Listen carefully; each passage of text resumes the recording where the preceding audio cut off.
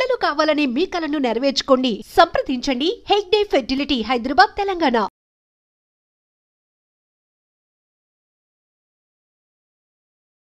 అందరికీ నమస్కారం. నేను Swarupa Potlapalli. Welcome to trending topic.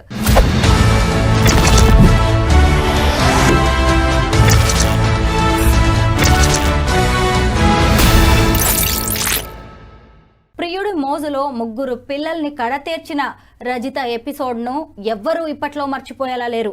ప్రతి ఒక్కరిని కంట తడి పెట్టిస్తోంది ఈ సంఘటన. ముఖ్యంగా రజిత ఒక్కతే గంటల వ్యవధిలోనే ముగ్గురు పిల్లల్ని చంపేసిందా, లేదంటే ఆమెకు మరెవరైనా సహకరించారా? ఇంకొక వైపు చూసినప్పుడు అసలు రజిత చేసిన ఈ దుర్మార్గానికి ఆమెకు ఎలాంటి శిక్ష పడుతుంది?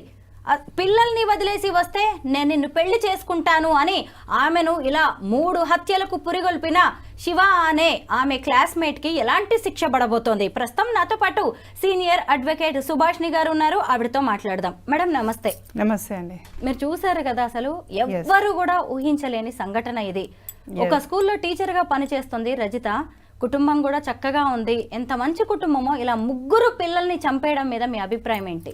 ఎంత దుర్మార్గం అండి అసలు. అంటే ఊహించుకోవడానికి ఈ మధ్య కాలంలో పేరెంట్స్ ఆర్ బికమింగ్ అంటే మర్డర్ చేసే ఆ క్రూయల్లీ మెంటాలిటీకి వచ్చేస్తున్నారు. అంటే పరపురుషుడు వచ్చి వాళ్ళతో సంబంధం పెట్టుకోవడమే తప్పు. అది ఎక్కడ కూడా చట్టబద్ధత లేదు. అలాంటిది ఏకంగా పిల్లలే అడ్డం ఉన్నారని చెప్పేసి పిల్లల్ని అలా ప్రాణం తీసేసి అంత క్రూయల్గా వ్యవహరించడం అన్నది సమాజానికి హితం పలకదు. అది చాలా దుర్మార్గమైన విషయము. అందరం కూడా ఖండించాలి. ఎందుకంటే నువ్వు బ్రతుకు, నీకు కావాల్సినంత లావిష్గా, నీకు కావాల్సినంత ఉత్సాహంగా, అంత తీవ్రమైన సంతోషాన్ని ఆ యొక్క వ్యవహారంలో కనిపిస్తుందంటే వెళ్ళిపో, చెప్పాలి. లేకుంటే భర్తకి పిల్లల్ని ఇచ్చి వెళ్ళాలి, లేకుంటే అత్తమామలకి ఇవ్వాలి, లేకుంటే ఎవరికన్నా ఇవ్వు. నీకెక్కడిది అధికారము? పుట్టక మాత్రమే నువ్వు ఇవ్వగలుగుతావు. కానీ చట్టబద్ధతోనే ఒక పౌరుడిగా పిల్లలకి బతికే అవకాశం అన్నది చట్టం కల్పించింది కదా. అది ఆ అధికారం ఒక తల్లిగా ఆమె ఎందుకు తీసుకుంటుంది? డెఫినెట్గా దీంట్లో ఏంటంటే ఈ యొక్క మర్డర్లో డెఫినెట్గా థర్డ్ పర్సన్ ఇన్వాల్వ్మెంట్ ఉండి ఉంటుంది. ఎందుకంటే ఒక్కతే అంత ధైర్యం చేసి చంపే అంత కెపాసిటీ ఉండకపోవచ్చు. ఒక తల్లిగా అయినా కానీ వాళ్ళ హెల్ప్ తీసుకుంటేనే అది నిమిషంలోనే అంటే అది ఇది చేయొచ్చు. కానీ ఒక తల్లిగా రోజు స్కూల్స్కి పోయే పిల్లల్ని అంత ఇదిగా కర్కటంగా మారిపోయి ఫస్ట్ ఫుడ్ మీద చెప్పి, తర్వాత వేరే విషయాలు చెప్పి, ఒక టీచర్ అండి, టీచర్ పిల్లలకు ఒక అంటే దైవంతో సమానంగా భావించే మనము, నువ్వు ఎప్పుడైనా ఒక పాత్ర, మనం కూడా జీవితంలో ఒక పాత్రధారులమే. ఒక తల్లిగా అయినా, చెల్లిగా అయినా, భార్యగా అయినా, ఒక అత్తగానైనా ఒక పాత్రలు, ప్రతి వ్యక్తి కూడా ఒక పాత్ర పోషిస్తుంటారు. ఆ పాత్రల చట్టబద్ధత అనేది తప్పనిసరి అవసరము. You are a human being, you can't kill it. ఎట్లా చంపేస్తారు పిల్లల్ని? ఏ హోదా నీకు క్రియేట్ చేసింది? ఇప్పుడు మొన్న రీసెంట్గా కూడా భారతీయ న్యాయ సంహిత అనే యాక్ట్ 2023 ఏర్పడ్డప్పుడు అది నువ్వు ఎట్లా మర్చిపోతావు? ఒక యాక్ట్ని ఫార్మేషన్ అయ్యి ప్రజల కోసం మంచి చేయాలనేది పాత యాక్ట్ చాలా ఇదిగా ఉన్నది. కొత్త యాక్ట్లో ఇంకా కొంత ఇంప్రూవ్మెంట్స్ చేసి శిక్షలు కూడా పెంచడం జరిగింది. ఇప్పుడు ఆమె చేసింది మామూలు విషయం కాదండి. నిజంగా ఇలాంటి ఆడవాళ్ళు, ఇలాంటి తల్లులు ఉన్నారనే సుప్రీంకోర్టు కూడా వివాహేతర సంబంధాల విషయంలో కొన్ని సడలింపులు ఇచ్చింది. ఇద్దరికి ఇష్టమైనప్పుడు పెళ్ళైన వాళ్ళైనా సరే అది నేరం కాదు అని కూడా చెప్పింది. అయినా సరే వివాహేతర సంబంధం ఈరోజు ఒక ముగ్గురు పిల్లల హత్యలకు దారితీసింది. అయితే మీరు గమనించవలసింది ఏంటంటే ఆ ఒక్క కేసులో ఇచ్చిన ఆ జడ్జిమెంట్ని మొత్తం యావత్ భారతదేశంలో ఒక ఇల్లీగల్ ఇంటిమసీ కానీ ఇల్లీగల్ రిలేషన్స్ పెట్టుకోవచ్చు అని పబ్లిసిటీ చేస్తున్నారు. అలాంటిది ఉండదండి. ఎక్కడైనా ఖండించవలసిందే. నన్ను ఒక వ్యక్తి మోసం చేస్తున్నాడు, మోసపడిపోతున్నాను, లేకుంటే ఒక కుటుంబాన్ని మోసం చేస్తున్నారు, ఒక రిలేషన్తోని ఒక ఇల్లీగల్గా మనము రిలేషన్ని మామూలు రిలేషన్ అంటలేము కదా, ఇల్లీగల్ ఎందుకు అనుకుంటున్నాము? లీగల్ రిలేషన్ అనొచ్చు కదా, మళ్ళీ దానికి పెద్ద పేరు పెట్టనవసరం లేదు ఇల్లీగల్ అని. ఇల్లీగల్ అన్నప్పుడు ఇట్ ఈస్ నాట్ లీగల్ అన్నది ఆ వర్డ్లోనే పరిపూర్ణత ఉంది కదా. ఇల్లిసిట్ అఫైర్ అంటాం. అప్పుడు మీకు కోర్టు పర్మిషన్స్ ఏమి ఇవ్వలేదండి. ఇక్కడ మనం గమనించుకోవాల్సింది ఏంటంటే ప్రతి ఒక్క పౌరులు కూడా ఆ కోర్టు అధికారపూర్వకంగా మీకు ఏదో అంటే చేసుకోండి మీరు ఇలా ఉండండి అని చెప్పట్లేదు. ఆ కేసులో అలా ఉండే ఆ జడ్జిమెంట్ ఇచ్చిండ్రు, అదే వ్యవహారం ఇంకో జడ్జిమెంట్ ఉండాలని లేదు, కేసు మారిపోతుంది. కాబట్టి ప్రజలు కూడా ఇక్కడ వివాహం చేసుకున్న వాళ్ళు ప్రతి ఒక్కరు కూడా నేను పెట్టుకోవచ్చు ఇంకో సంబంధం అన్నప్పుడు నీ భర్త గురించి నువ్వు ఆలోచించవలసిన అవసరం ఉన్నది. పిల్లల గురించి, సమాజం గురించి డెఫినెట్ గా ఆక్రోశం అన్నది అందరికి వస్తుంది, కోపం అన్నది అందరికి వస్తుంది. అన్ని విధాలల్లో భరించుకుంటూ సమాజంలో కుటుంబాన్ని నడపడం అది ఒక పెద్ద గొప్ప విషయం. ఎందుకంటే సముద్రాన్ని దాటగలం కానీ సంసారాన్ని దాటలేమన్న ఒక భావన ప్రకటన అనేది పెద్దవాళ్ళు ఎప్పటి నుంచో చెప్తున్నారు. అలాంటిది ఒక వ్యక్తితోని వివాహితర సంబంధం పెట్టుకొని ఆ మోజులో నీ పిల్లల్ని చంపడం అన్నది చాలా నేరమైన విషయం. అది మనం ఎవరం కూడా దాన్ని సపోర్ట్ చేయవలసిన అంత అవసరం లేదు. ఆ అమ్మాయికి కానీ అతను కానీ శివ కానీ ఆమె రజిత కానీ they are known to be the murderist. అది అసలు చాలా ఘోరమైన అపకారం అన్నది పిల్లలకు చేయడం జరిగింది. యావత్ కారాగార శిక్ష కాదు, దీంట్లో విధిస్తే కూడా ఉరి శిక్ష అయ్యే అవకాశాలు ఉన్నాయి. ఎందుకంటే పెంచి పెద్ద చేసి నీకు నువ్వే చంపే అధికారం లేదు కాబట్టి నువ్వు చట్టాన్ని పక్కకు పెట్టి చట్టాన్ని నువ్వు అంటే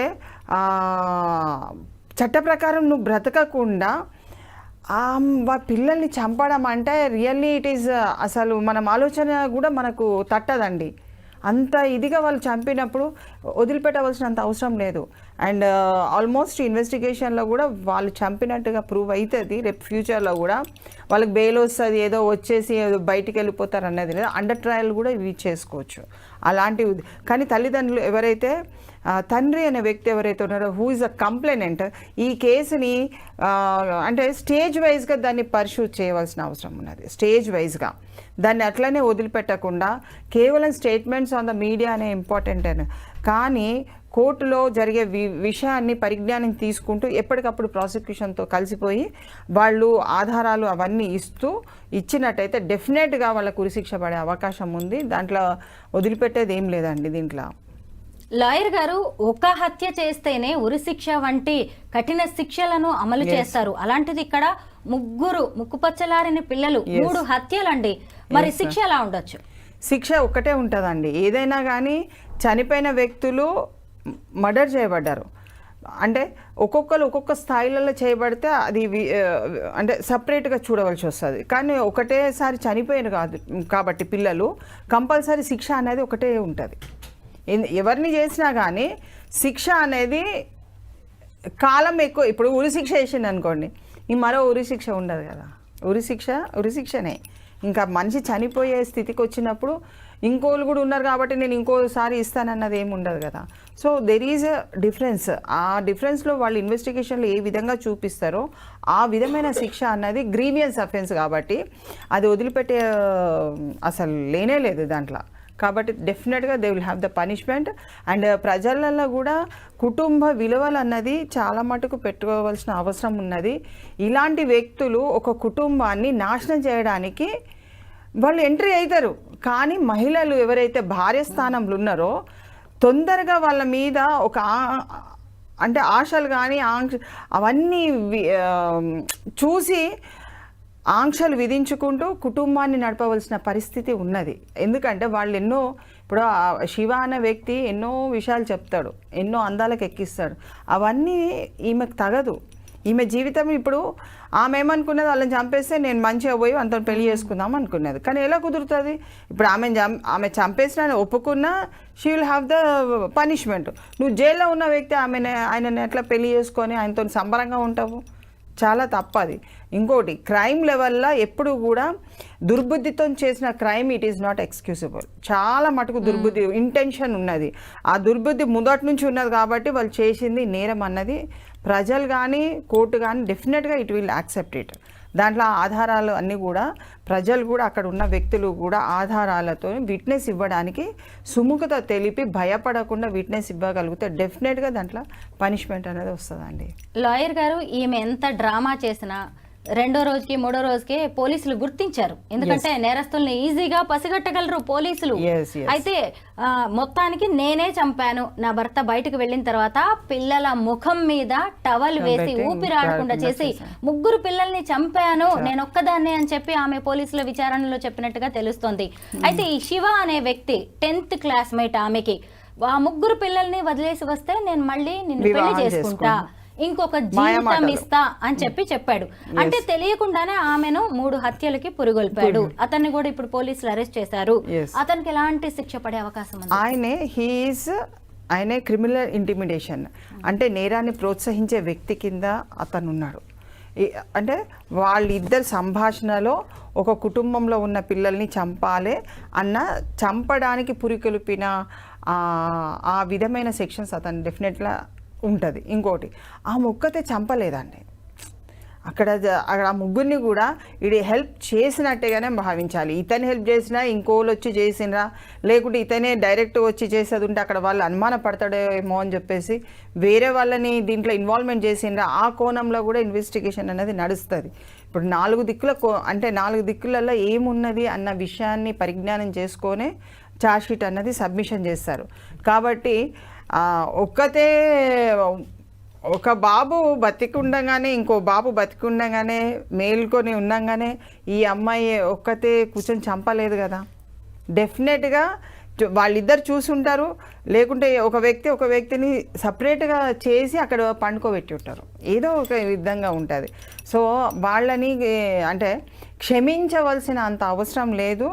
ఆమెకు డెఫినెట్గా షీ విల్ అండర్గో న్యాచురల్గా కూడా నేచర్ లా అన్నది కూడా ఒకటే ఉంటుంది. మనం అన్నిట్లో ఉన్న కోర్టు తరఫు నుంచి వచ్చిన పనిష్మెంటే కాదు, స్వయం అంటే ఆమె చేసుకున్న దానికి శిక్ష ఆమెనే అనుభవించాలి.